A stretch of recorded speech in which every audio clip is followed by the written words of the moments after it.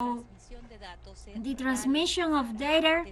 these cyber attacks made that the transmission of electoral data be delayed, and that space of time, that gap, search some silence from the National Electoral Council and attempting to make a coup d'etat, and accompanied with the alleged fraud, and the political parties led by Edmundo González Urrutia and María Corina Machado said that they were triumphing in the elections, completely illegal, because no candidate could have done so, because the only authority to issue that is the National Electoral Council. So they were disregarding and disrespecting the Constitution and the laws of Venezuela. So this was a company in which it was accompanied by violent actions called here in Venezuela guarimbas, uprisings,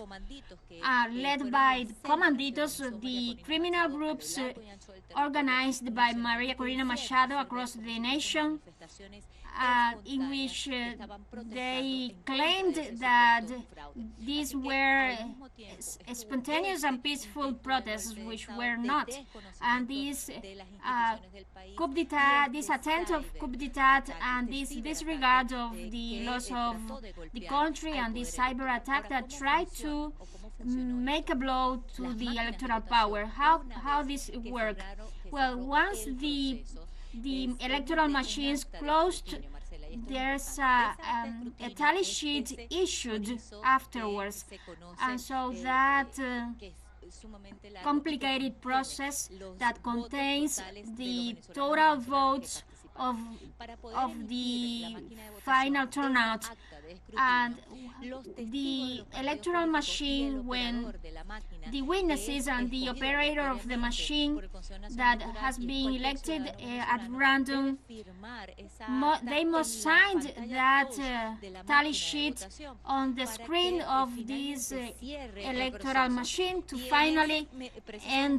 finish the process. And at this time, it's when this is imprinted, and then the process of transmission of data begins. And this process is not through internet platform, but through an intranet, through a telephone system, and it must coincide the transmission of data in that electoral machine with the machine in the totalization room. And if the code is not the same,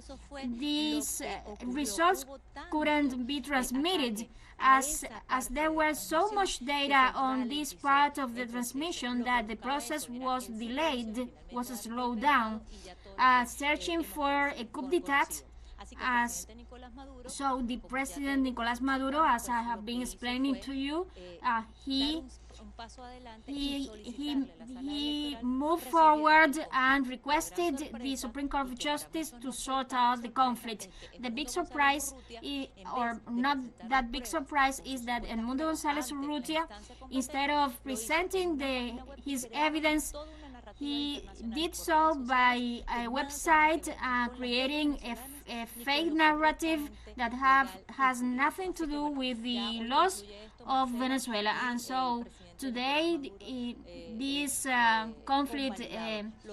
finishes, and President, validated by the Supreme Court of Justice,